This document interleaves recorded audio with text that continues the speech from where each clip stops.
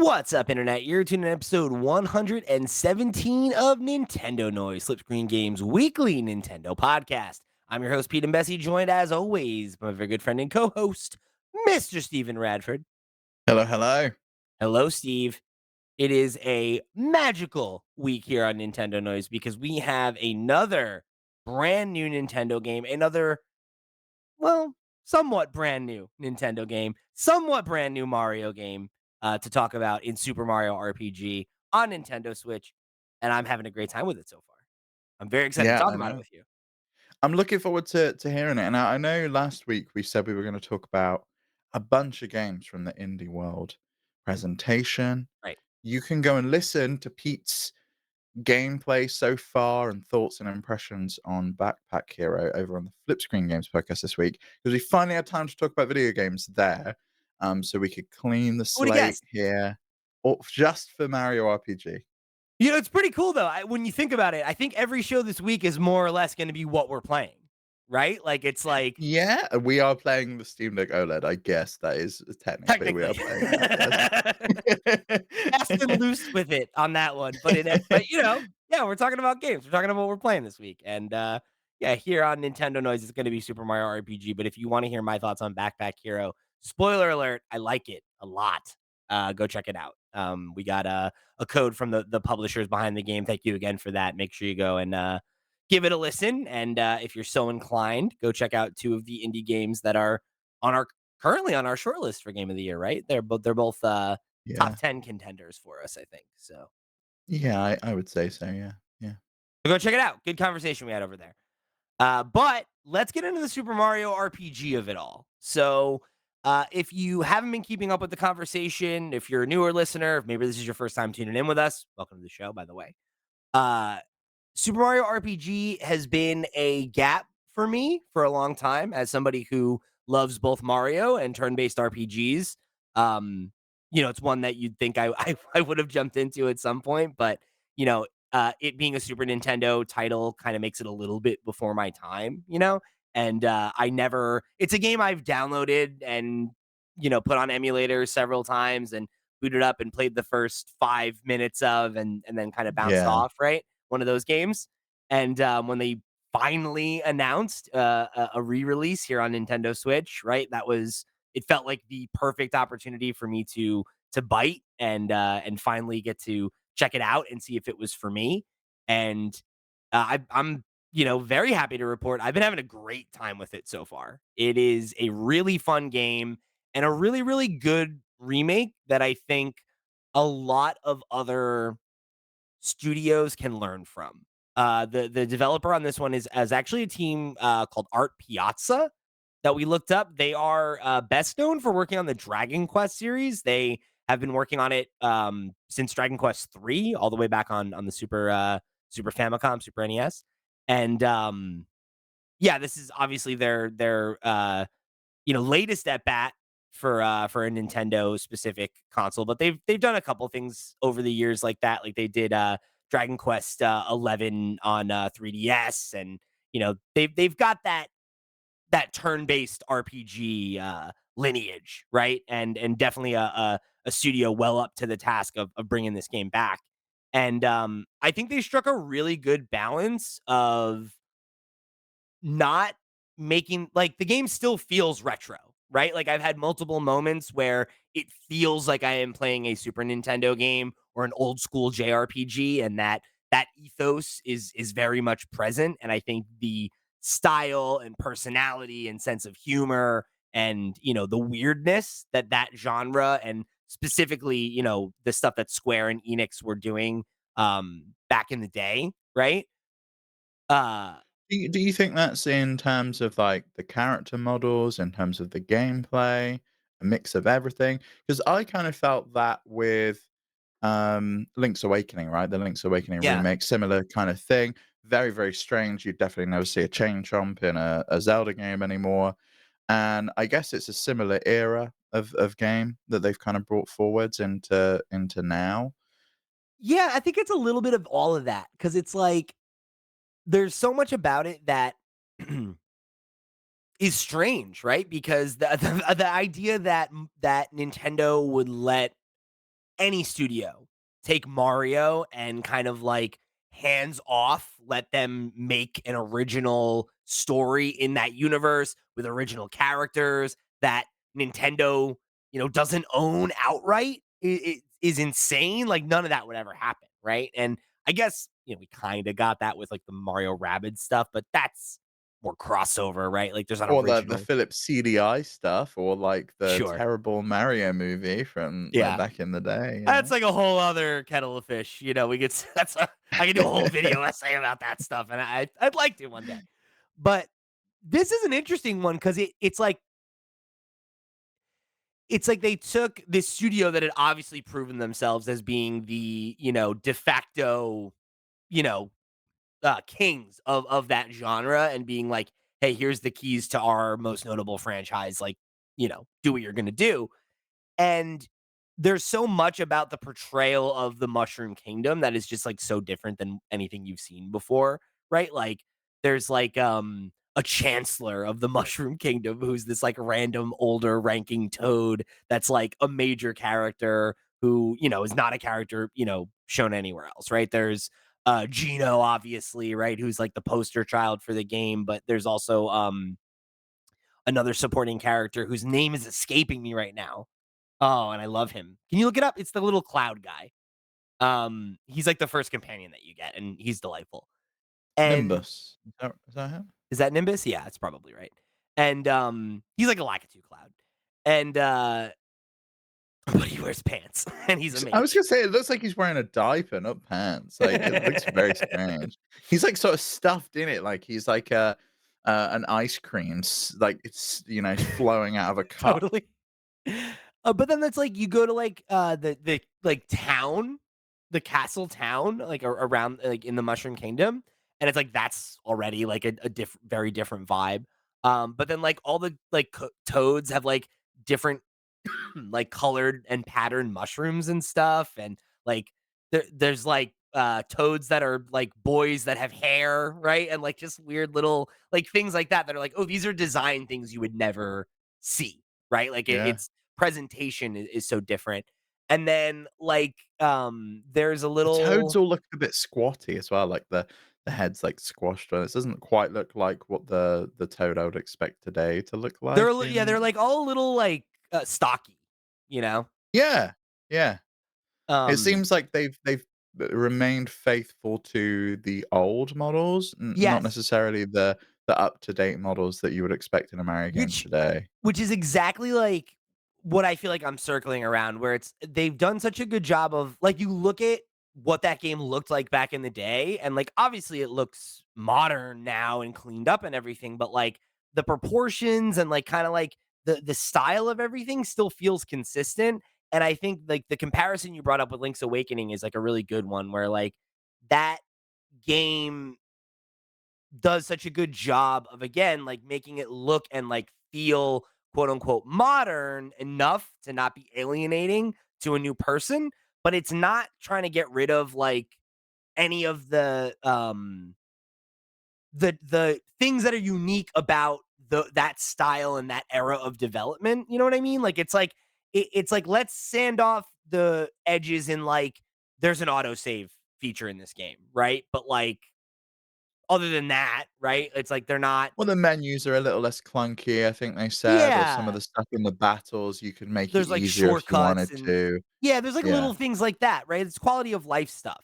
But it's like it still feels like I'm playing an old school JRPG, right? It doesn't feel like they tried to kind of reimagine it for a new era, right? Like it is decidedly feels more like a remaster than a remake, even though it literally is like a from the ground up remake, of course. Um, but even like there's little cool things where it's like you can toggle to like the original SNES soundtrack and like listen to the Oh, original, that's so cool. and you can do it at any time seamlessly through the menu, which is like a really nice thing. Oh yeah, and like I was gonna say, there's a section in the game I just got to because I'm like there are I believe it's 7 stars that you need to collect, and I think I have 3 of them right now. So I'm Yeah, like yeah, it's Super Mario RPG Legend of the a 7 Legend of the Stars was 7 Stars, the right? yeah. I'm new. Um, and I just got my third, right? So somewhat recently, I was in this little side area you can go to where it's like a it's Yoshi's Island basically, and there's like this like race thing that you can engage in, and there's this like Yoshi who's like a weird like punk Yoshi, and he has like a spiky collar and like no shoes and like kind of like mohawky hair, and and his name's Boshi. And it's like just like shit like that where it's like, "Yeah, we made a new Yoshi. This is Boshi." It's like, "Okay, Square, whatever. Like, do your I love weird that. thing." That's just so goofy. Yeah, that's so cool. And Um, it's just like it's dripping with a lot of that, like, personality, and it's like, they're there's an item that you find in Peach's room that I feel like may have been a reference to a vibrator, yes, it is. Yeah, it right? definitely is. Yeah. I genuinely thought they would remove that reference, Yeah, they but, did not. I was talking with a friend and he sent me a screenshot of it and was like, "It's still there," and I'm like, "Wow, okay, I did is this real? Like, is this a Photoshop Yeah. screenshot?" No, it's definitely there. So it's like, with that in mind, it's like, that and not to say that it's, like, crass humor, but, like, there is a biting, like, kind of humor to it that is, like, not what you would associate with Mario or Nintendo, right? Like, it has Yeah. a little bit more of that kinda, like, you know and again, not edgy humor, right? But, like, just, like, a little bit, like, little cheekier, right? Like, stuff like that, that I'm like, "Oh, okay, like, this has a different flavor than, like, what I'm used to," you know? And again, like, there's a lot of the existing, like, Mario villain, not villains, I guess, like, mobs, right, that you're used to that show up as enemies that you can fight, like a Goomba or Koopa, whatever. But then there are, like, some original character designs that are, like, really cool as well. Like, when you meet, Nimbus, there's this, like, dinosaur character who's, like, Apparently, he's called Mallow, by the way. Mallow. The species is Nimbus, the Thank you. character is Mallow. Mallow is his name, yes. Um, and it's like this, like, he's one of the first mini bosses, and he's like this, like, thief dinosaur who has, like a kinda top hat and, like, a evil twisty, like, the kinda guy that would, like, tie a lady to train tracks? He's got one of those mustaches, and Oh, he's yeah, got, yeah, like, a yeah. sack with stuff he's been stealing. Just, like, That's really kind of cool, the vibe I've creative always character thought designs. that's kind of the vibe I always thought Waluigi had with his little spindly Totally. mustache and Total stuff. Wario too, right? Like, it's like, yeah, you can totally Yeah, see him yeah. tying Peach to a train track or something. So, If yeah. there's money involved for Wario, yeah. Yeah, he's not doing it just for kicks, right? Like, he's always got an angle. He's getting the ransom money, that's what he's doing it for. Yeah. So, that is, I think, the most striking thing about it, like, just out the gate before I even talk about, like, the systems and any of this stuff, that is just, like, me talking about playing this game for the first time. Um, as a remake, I think it really strikes an interesting balance, and I think it is a lesson I would be interested to see more studios learn from because I love the from the ground up remake like we get with something like like the Crash Insane trilogy, right? Where it's like the goal of it is to make it kind of, feel new again, right? And Mhm. all that. But I think that there is something to be said for remakes that are closer in style and tone to the original than like how do we take this old thing and make it modern again versus how do we take an old thing and less like make it new and more like make it palatable for a new audience, right? And like give it, a fresh coat of paint maybe versus like, trying to re-envision it as like a 2023 game. You know what I mean? Yeah, 100%. I think it's looking at the game for what it was, all of the personality it had, all of the great attributes it had, and the reason it became like a cult classic and why it became so beloved. In the same way, I don't think you could remake. s I mean, I guess they did try, right? They remade the original Pokemon with the Let's Go flavor, but it wasn't really the same. It was like I would have liked to have seen them make like a one for one remake of That's that. what they did with Fire Red and Leaf Green, but that was back on the Game Boy Advance, right? So it's like, do we remake a remake of a remake? Yeah. I'd like to see them do it. Yeah, I would I too. another game I would really love to see them do is Earthbound.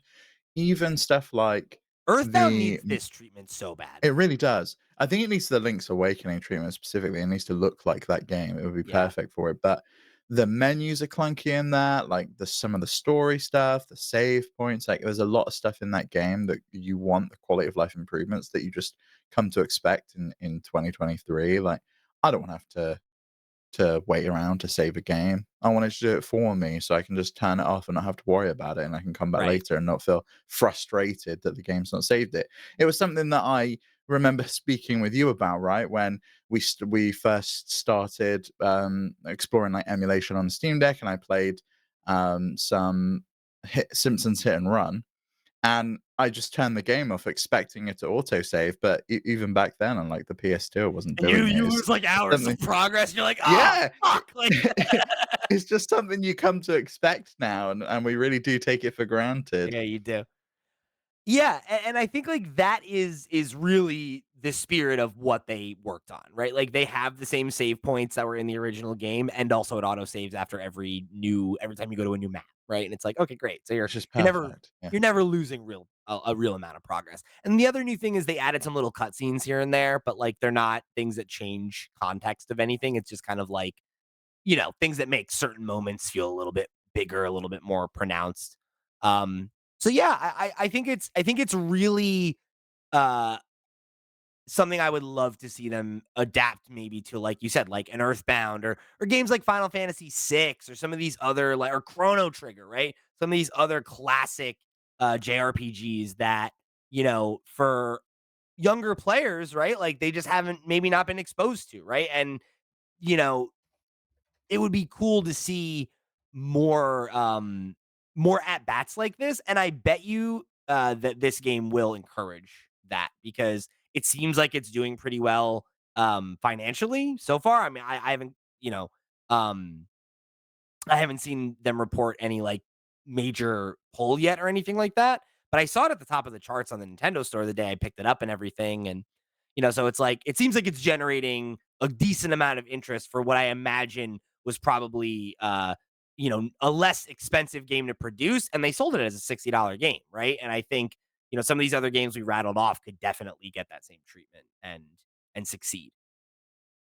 Yeah, I think so, and, I'm curious what you think about it in terms of comparisons with other RPGs you played. Where does this come in terms of like the battle system for you? I know you really like the Pokemon battle system and the Persona battle system.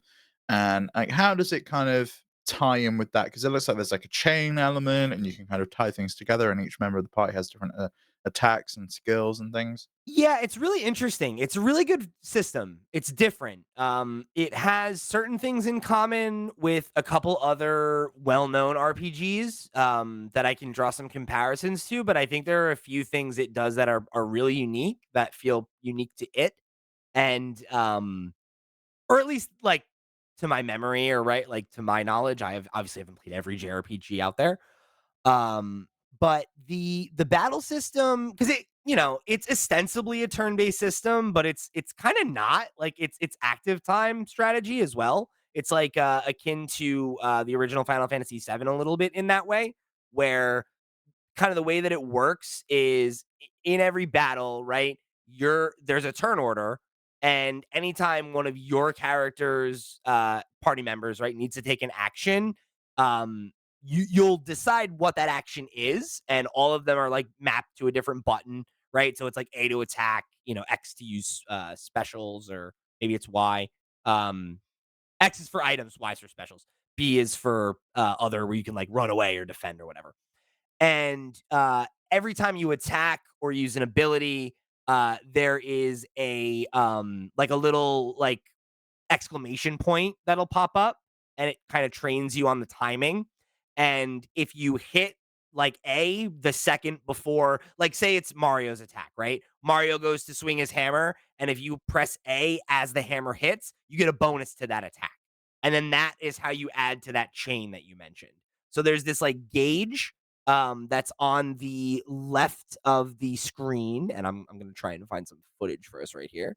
And that gauge goes up every time that you like, land an attack or like take damage or whatever, right? It just goes up as the battle goes on.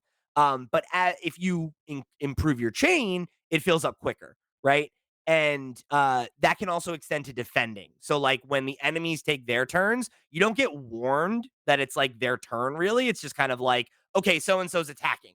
And they'll come at you and you need to react and hit A right before the hit lands in the same way. But each character like has multiple different attacks, and each one the attacks are timed a little bit different, and like the window is different. So there is like a real the active side of the active gameplay is like really pretty key, because if you do get those blocks, like you can completely not take damage, and like if you do get the when you do your offensive hits, sometimes it'll have like splash damage and hit all the other enemies that are on the board and stuff like that. So like if you're getting the chain off, yeah, obviously you're moving your gauge up and getting your special gauge increased, which is great.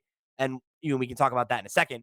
But it's really more like how it impacts the rhythm of battle, because you can get through an entire fight without taking any damage or anything if you play your cards right, right? But like the window on it is not super forgiving. So like there is kind of a learning curve to understanding where the hitbox is, and you might learn it for your characters really quickly, but every other screen you get to, you're interacting with new enemies with new abilities and new attacks, and you kind of have to always be paying attention. It's not as passive an experience moment to moment as something like Pokemon or Persona, where like you can take a little bit more time to strategize, in some of those moments, because, if you're not moving things along, the game's not moving things along, right? Whereas like I've had moments in gameplay where, you know, uh, whatever, right? Like I get distracted for a half second and I miss the window and I break my chain, right? And it's like, oh no, shoot, like that can really, change the flow of the battle a little bit, right? And it's not like it's like white knuckle difficult or anything like that, but it's definitely got some challenge to it as well, which I think it strikes a good balance, for it being a Mario RPG, right? Like, you want it to be somewhat accessible. And I think it strikes that balance pretty well. But I really, really enjoy it. It's very it's refreshing. It's familiar enough for folks who are into turn-based RPGs, but it having that active element to it is something that is makes it feel different than any of the ones I've been playing, in recent memory, which I like. That's cool.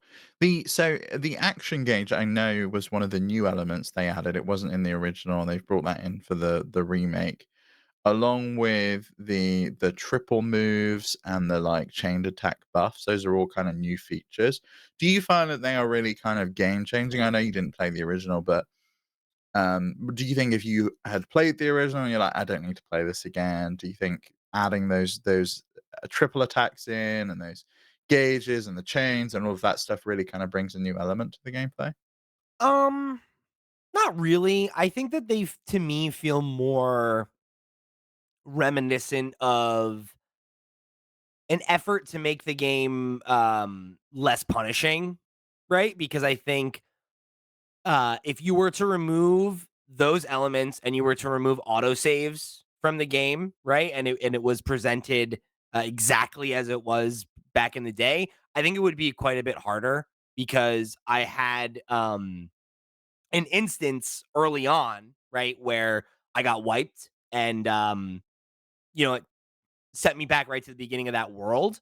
But I consciously thought, oh wow, if it had set me back to my the last manual save I had, I would have lost like over an hour's worth of progress, you know, just because I played my cards wrong. And I didn't heal when I should have or whatever, right? And like, that is what it is, right? Like that's how games used to be, and it's no big deal. But like, um, it having that level of like cushion for you makes it so much more forgiving, right? And like, I think that the chain and the added abilities are kind of just an extension of that, because all that they really do is make combat easier, right? And it's not like combat is extremely difficult as it stands, right?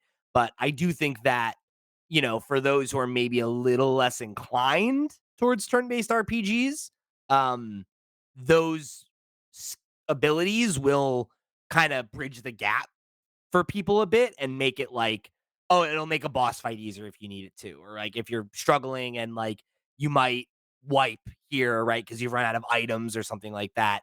You can use this, you can max out your chain and use the toad ability. And I've had it bail me out in a situation like that. Like I had a situation the last time I was playing where I had filled up I had like maxed out every item that I could carry in my inventory. And I was like, great, I'm set. Like, let me go through this next section of the game. And a section ended up being longer than I thought it was. And I was getting to the end and all my guys were low on health. I didn't have any healing items left. And I was like, oh, shoot, like I might die. Like I might wipe here and have to go back and get more stuff. And I was able to use the toad chain ability and give myself a buff. And it was like, all right, cool. Like I pushed through this last, 10% of this fight that I might have lost and had to do all the way over again. And like that And would you'd have gone back even further, right? If you'd have lost, it wouldn't have been oh my just god, before the yeah. I mean, fight. It would have been like way, way back. yeah, I would have had to redo like 2 levels, and it's Yeah. like, okay, so, I think for some players, right, they're gonna be disappointed by that, right? There are definitely a lot of folks who, like, don't want, any kind of, you know, anything that makes the game easier is bad, right? Can you And turn those things off? Because I know there is a difficulty option to make it easier. There's like yes. breezy mode, which basically Yeah. makes it simple. Yeah, and that I haven't tried. But to my knowledge, no. There isn't a way to turn those things off, but they are optional to use, right? Like the gauge that you fill up, you have to when it's, once it hits 100%, you press I believe it's minus and then that like summons Toad, and he gives you a box that you get like a roulette, and you jump into it, and you'll get like a random uh, effect, right? So it's like one of them will be your defense is up for 3 turns, your attack is raised for 3 turns, you get your mana totally refilled, whatever, right? Oh, that's another unique thing about the system I forgot to say, which I like, is the mana system in this game. It's called flower points or FP, and it's shared by the entire party. So there's a real strategy to like what abilities you're going to use and when, and like the resource management associated with that is like a big part of like kind of, min maxing the game or whatever. Right. And like, That's cool. I'm sure there's a game like that before that I've played. I thought it would have been one of the Persona games, but it's not. Yeah. It's a unique element. I'm watching some footage now, and I can't get over how much these bushes look like they're straight out of Animal Crossing as he's running around the town. It's so cool. Um, so yeah, it's I think it it ends up being like a really good flow for me. Like I think it has a really good like moment to moment experience when it comes to like getting into fights like that and mixing it up. Like I that's cool. oh, another thing, and I'm kind of jumping around a little bit, but it's is what it is. I'm still formulating. Um Something that is another, like, stylistic thing that I think is cute is there are scenes like, Mario doesn't talk at all, right? And it's not like Link, where Link doesn't talk, but other people he does talk, you know what I mean? Like, there's no dialogue written for Link, but other people will be like, "Oh, you mean this happened?" As if Link Yeah, told yeah. them something. Mario's just mute. He just He's doesn't mute. like, and And everyone's other like, people acknowledge that he's not talking, and it's very funny. And like, whenever he's communicating something to people, he mimes it, and he like will turn into other models and stuff. Like he like turns into Bowser, and he'll be like, "Brr," and then like turn back into Peach and be like, "Oh no!" And it's like very silly and weird, but like it "That's really plays cute." super well, and it's very cute and funny. Like I love this Mario. Like his model is so adorable. He's so like little and like goofy. Yeah, and he's not like the stumpy Mario in Mario Wonder, which I find hilarious as well. He's like he is very unique to this game, which He's I like think is really cool. mid-sized, like Chibi Mario, you know? Like, it's like he has, like, the Yeah, squatness of little Mario, but, like, the proportions of big Mario. I don't know, it's weird, but it's strange. Yeah, it's super cute. It has, like, I a real what toy quality to it, you know? Like, it feels like like dolls or something, you know, in the way that you said, like, Link's Awakening feels like a diorama, right? Like, it has that kind of feel to it, you know, like you're playing with, like, a set of dolls or something. hmm So the gameplay is obviously only one part and one component of any good RPG. We Is there a good story that accompanies that? Are you compelled by to get all of these 7 stars and take on the bosses and kind of drive through the world, or is the So, story just like background?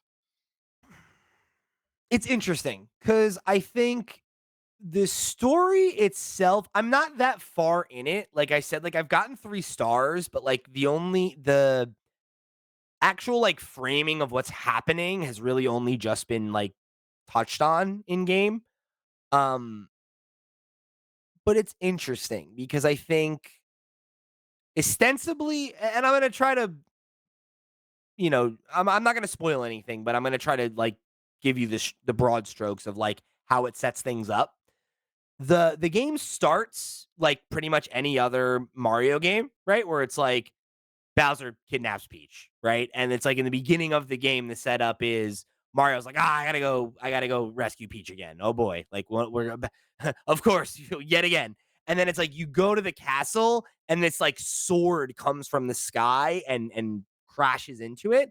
And initially, you think Bowser is responsible, and then you find out actually it's this other big bad guy that's like even more powerful than Bowser, and he kicked Bowser out of his castle, and like that's ends up being what's actually going on, right? And it's like I I haven't really met that guy. I don't really know like the broader machinations of what's happening or what the plot is or whatever, but like I kind of gotten to the point now where the pieces are starting to come together.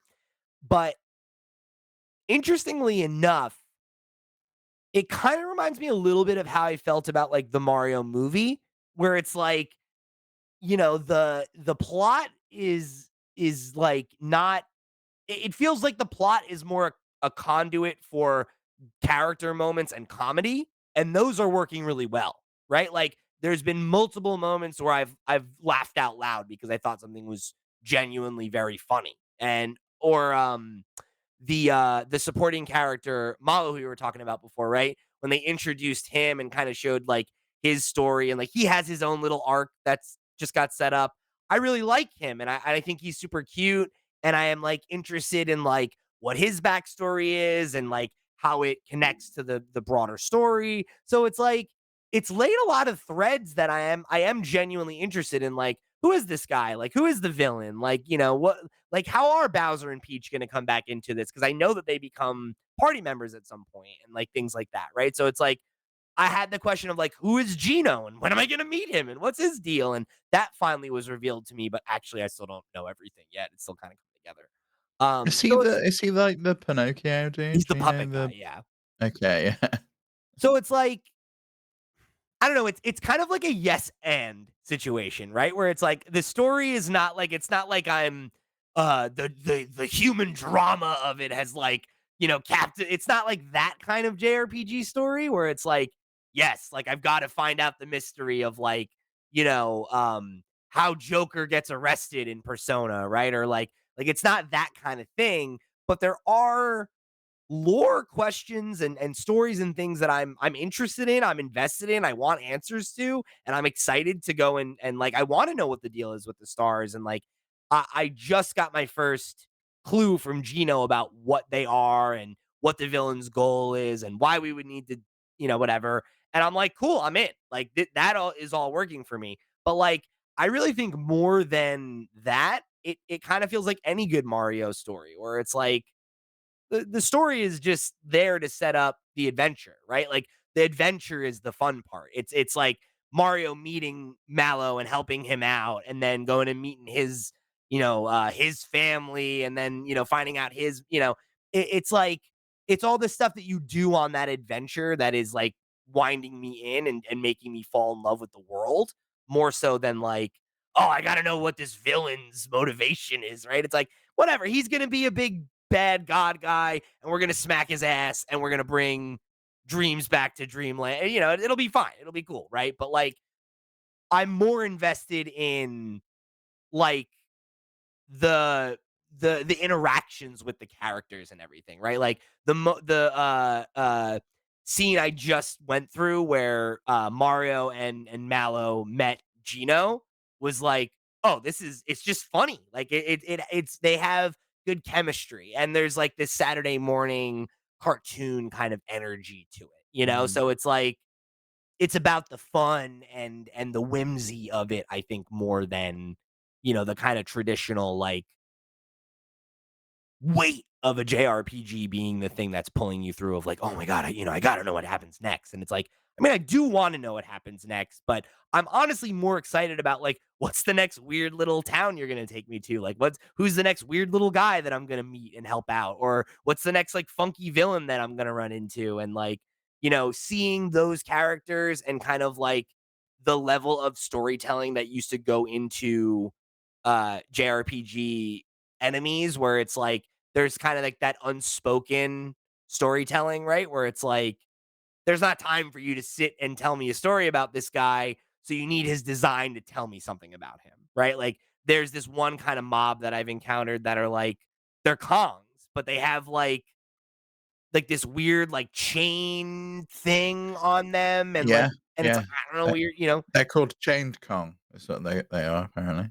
And it's like, all right, cool. And it's like it's getting to find stuff like that that is more the But carrot does it in go the game. deep enough? Like, is there ever an explanation as to why they're chained up and why they are the way There's a they are? Or is there's a it's just this is journal how it is? there's a journal where you can, like, look at each enemy and they give a little explanation for, like, what their deal is, but it's like I think it's just as much the, like, me doing it and being like, "Oh, like, like, what's my headcanon for why he's here and why these guys are working together or not or whatever," right? Yeah. Like, and it's like it is that exploration, I think, and like that discovery of just looking at the Mario world contextualized in a way different way with like a different, set of creatives in charge who aren't, having this kind of slavish devotion to like what Mario is or isn't, right? It's just kind of like is our interpretation of it. And because of that, it's weird and it's different. And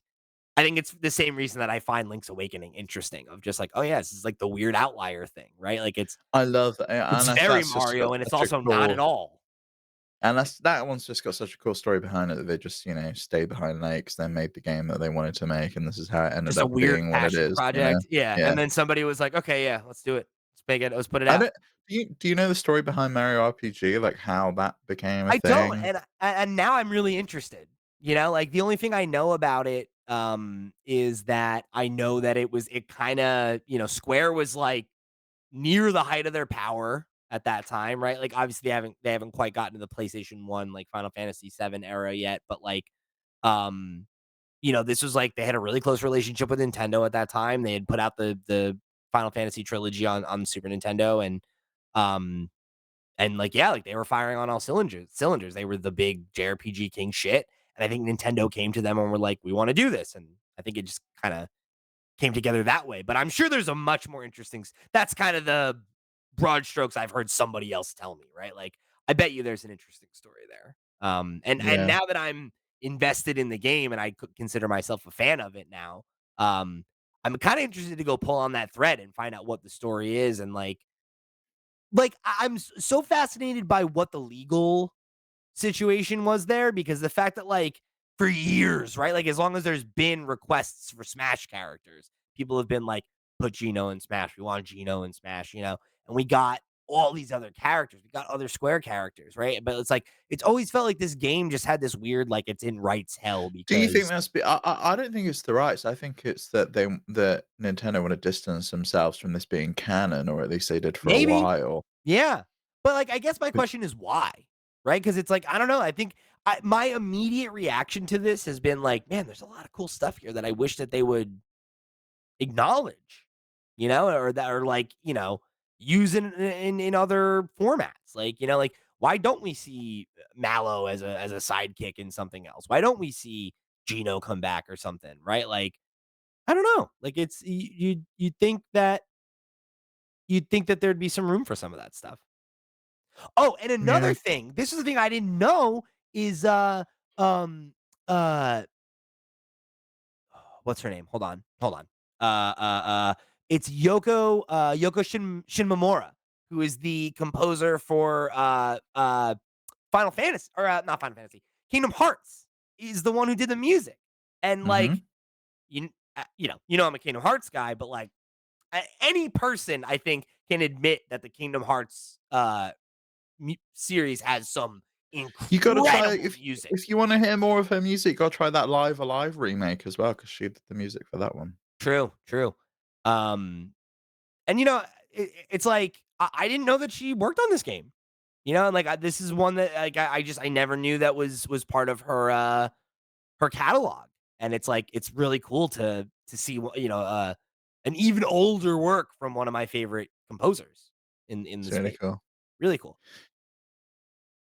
If you before any kind of closing thoughts, do you think we ever get another one of these? We ever get another Mario RPG? Is it possible? Has the Paper Mario franchise kind of taken over in the RPG space for Mario? Yeah, I think at this point we won't. I mean, I guess like never say never, right? Like Stranger Things, but like I can't imagine Nintendo wanting to outsource a project like this again, because like I think I mean, they've done that with Metroid. You know, the 2D Metroids yeah, are done by a completely separate yeah, company, not you're owned right. by them. And now that I think about it, the Mario and Luigi games were done by like a third party studios, but it's like who's to say? But it's like I don't know, like they do have that relationship with Square where they make exclusive games together sometimes here and there, like this. But I don't know. It's just like why why has it never happened yet? If so, why is it like this is not a game that was like obscure, right? Like it was, I mean, I don't know. I don't know what I its mean, it sales. kinda was, like, it wasn't ever released in Europe. We never got it here. It was only Yeah. Japan and North America, And my understanding. it was a late Super Nintendo game. Like it came out in 1996 in Japan. So like at that point, Yeah, the PlayStation was already out. and the N64 was already out, right? I mean, not in the UK yet, but I believe it was already out in Japan at that point. Um, so maybe that's part of it, right? But when I look at this game, I feel like the legacy of it is like it's the stuff that it spawned. It's Paper Mario and it's Mario and Luigi, right? Like those games came out uh after this, and I think it's because of the popularity of this game. And like those games were the kind of spiritual successors to this. And as a result, it's kind of like, what else do you need another one of these when Yeah, you know I it, don't necessarily think you do, and I think Paper Mario's got a lot of charm as well, and it's got a beloved following, especially with the Thousand Year Door remake that's kind of around the corner. I'm learning here too. It's two of the primary creatives on this, right? The game was directed by Chichiro Fujioka and Yoshishiko Mayakawa, and both of them ended up going on to work at Alpha Dream, which was the studio that made the Mario and Luigi series. So it's like, for all intents and purposes, you did get more, right? It was just it became a new franchise, and it got more focused on like the established Mario characters and locales and everything, which I think is Cool. probably another reason why you wouldn't get another one of these, right? Is like, you know, um, I think this game was very much like a time and a place kind of thing. Yeah. It's like it got made. I mean, I'm looking at this right here, right? According to Yoshio Hongo of Nintendo, Super Mario RPG came out of Shigeru Miyamoto's desire to make an RPG game using Mario, plus Square's desire to develop an RPG that could do better outside of Japan than their previous games. And which is crazy now because they do so well outside of right. Japan, you know? So it's one of those things where it's like, I think at this point, I don't think the mutually beneficial, like Nintendo could have an in-house studio that could make an RPG if they want to put one together, right? Or they already have teams that have that ability. If like that, I think that's the way they would go now. Is they would find a partner that was a smaller studio that they could control more, or it's like, do they really want to go to Square and then give them full creative control again, or try to exert creative control over an established studio that doesn't need Nintendo to raise their profile like they did back in, you know, 1994. It's possible though, like with Mario Rabbids, right? That was a unique idea Yeah, that Ubisoft had and approached Nintendo for permission to do it, and kind of showed that they had created these models in house, and we'd love to have like you guys work with us to kind of explore this idea. yeah. So it's possible. I think maybe you need a studio who's got a good idea and a good kind of edge and a niche and an angle that they could go in with to pitch to Nintendo. I don't think Nintendo goes the other way around anymore. I think it's you want to work with Mario, you kind of come to us and you ask. And it's possible though that it does go the other way. I think we saw that with Metroid, and I think we probably saw that with Cadence of Hyrule as well. I don't think the studio behind uh, Crypt of the Necrodancer went to Nintendo to ask for Zelda. I think it was probably the other way around. Yeah. So I don't know. I guess maybe the question would become if they wanted to revive Mario RPGs as like a thing, right? Like maybe then you see them go to a studio, go to a Square, or go to a studio like Square and try to do something like this Do you again. But do you just like then are you then kind of confusing and muddying the waters where you got the Paper Mario series that was the RPG and did have that style? Or maybe that gives you creative freedom to kind of explore outside of being restricted by the kind of paper thing and the paper style, and you might want to do something different. But I guess they had that with the Mario and Luigi series, yeah, and they as and they well. eventually they killed that off, right? But Yeah. it's like, it's so tough because it's like so much of what we think about, right? When it's like, well, they had that and that didn't work, or this went away, or whatever, whatever. It's like, man, like so much of that is like things are different now, right? Like the appetite for, you know, smaller, like indie style RPGs is different than it was when the Mario and Luigi series fell off, right? And like they had years where they were very successful critically and commercially, right? And then it was like eventually it just, it kind of petered out. And it's maybe a similar problem to like what happened with New Super Mario Brothers, where it's just like, well, you needed something new, right? Like it's like the fifth Mario and Luigi game is not as exciting as a new quote unquote Super Mario RPG, right? Where it's just a new RPG in a new style that happens to have Mario, right? Which is like ostensibly also what Rabbids was. Like that was a new style of Mario RPG. It's like we don't get Mario RPGs anymore. It's just like they're fewer and farther between and they're a little different now. But like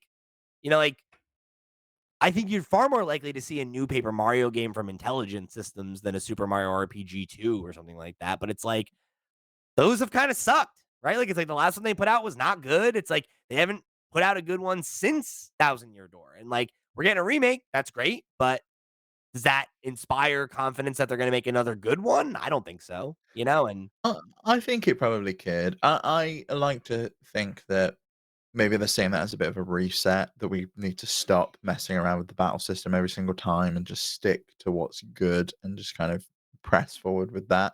Can you imagine if every single time a new Pokemon game came out, literally like every other year or whatever, they decided to just completely stop the redo battle everything. system from ground one, just like just start again.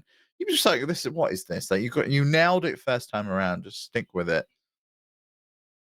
I That is something that like I would love to see them like figure out, is like I think maybe to your point, like maybe the paper thing is overdone. Maybe, and like in the same way that like Mario and Luigi kind of ran its course, maybe that's run its course. And maybe they look at this as like a reset opportunity of like, hey, like let's remake the original and put it out and gauge interest. And whether or not that's a two, quote unquote, more like maybe we make something that establishes a new status quo and a new series that can be the Mario RPG series in the way that Paper Mario was for a generation and then Mario and Luigi was for another generation, right? Like, and this was before that.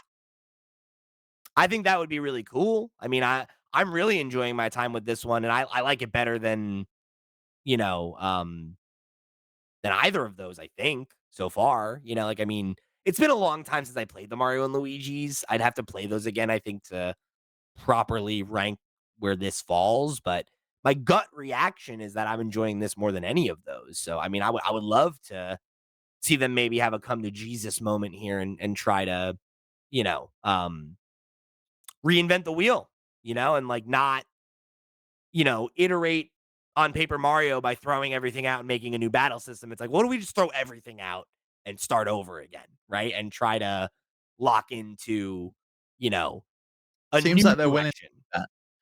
that. They've done that with Mario Wonder. Looks like we're gonna get that with the new Princess Peach game next year. It's possible that this is kind of like a reset and we do get a new Mario RPG. But if we do, I don't think it's for many, many years to come. I think they've got a lot of other stuff that they're Yeah. kind of working on as priority at the moment. But with how well the Mario movie did, I think it's clear there's a hunger and an appetite for more story driven stuff than rather than just like, oh, let's see Mario in a platformer, let's see Mario in a racer, let's see Mario, playing golf. We kind of want to dig deeper into the story, I think, a little bit. And it seems like you're having a good time with it. I really am. I'm really enjoying it. And it's like I came into it expecting to like it. I figured I would get something out of it. I like turn-based RPGs. I like Square's classic games. I know that this game, obviously has a legacy for being exceptional. So I figured I would come into it and at least have fun with it. But it's really, like, captured my attention in a way I wasn't quite expecting, where, it's currently the game that I'm thinking like, I was out working today, and the entire time I was thinking about it and like, "Oh, I wonder what the next level's gonna be." I wonder what the next boss is gonna be, and that's a great place to be, and we don't have sales numbers for it yet, but like I said, it seems to be doing pretty well. It reviewed really well. It was obviously a critical success, so hopefully they look at it as another W and there's something to be learned here and we can get, like we said, I mean, there's plenty of other RPGs I'd love to see get this treatment, but also, hopefully it kind of nudges them in the right direction for what the next stage of Mario RPGs look like. Yeah, and this scored an 83 on Metacritic, which I just kind of want to give a bit of context of how well this year has been in terms of video games. That doesn't even get it into the top 25 of ranked video games for 2023, It's so which is crazy. just mind blowing to me. It really is. Yeah, it's been a wild year for releases. And yeah, like this game being a game that came out and I'm like, "Ooh, is this in my top 10?" Is like, Yeah, "Oh, but that's then it's like, awesome." is this in my top 10? Is Pikmin 4 in my top 10? Is Tears of the Kingdom in my top 10? It's like, is Mario Wonder there? It's like, how many hits has Nintendo put out in a single year? Quite a few. There's a non-zero chance almost half my list this year is Nintendo games, which is kind of wild. Yeah, I know. It seems like this is the real swan song to kind of send the Switch as we know it off sailing into the distance as the Switch 2 is like on the horizon just coming in. Yeah. Yeah, I think that's fair to say. For sure. So that's where we're going to wrap it for today. But before we do that, let me remind you that this episode of Nintendo Noise is brought to you by our Patreon producers for the month of November. They are, of course, Arnold J. Rimmer, Christopher Valenz, Earth Visitor, Gabriel Hasselmeyer, aka Sobi, Pilkey, Snackago, Ty the Dude, and Wakahula. Thank you all so much for your support over on patreon.com/flipscreengames. Y'all are the real to the real, and we greatly appreciate your support of this and all of our sister shows. Speaking of which, remember, if you want to go hear my thoughts on Backpack Hero, one of the games we saw at last week's Nintendo Indie World presentation, go and check out this week's episode of our sister show, the Flip Screen Games podcast, where we talked about it a ton. Thanks again for the code from the developer and publishing team over there. And make sure you go check it out. We think we had a great conversation about that and American Arcadia, another indie game that we talked about on the Steam Deck podcast a couple weeks back. Both games that are currently in the conversation for our Game of the Year top 10s. So make sure you go and give that a listen if you are in need of a new indie game to play on your Nintendo Switch. Or if you want to write in and let us know what you're thinking about Super Mario RPG, or maybe some of your thoughts on where the Mario RPG series could go from here, make sure you hit us up. In all the ways you can do that, you can find links to our email address, our Discord, and much more over at flipscreen.games. That's our website. Head over there, click on some stuff, become a Patreon supporter, become a member of the Discord, write in the show, however you choose to get involved or show your support. Thank you for tuning in to another episode of Nintendo Noise. For the crew, I've been Pete. He's been Steve. We'll see you next week.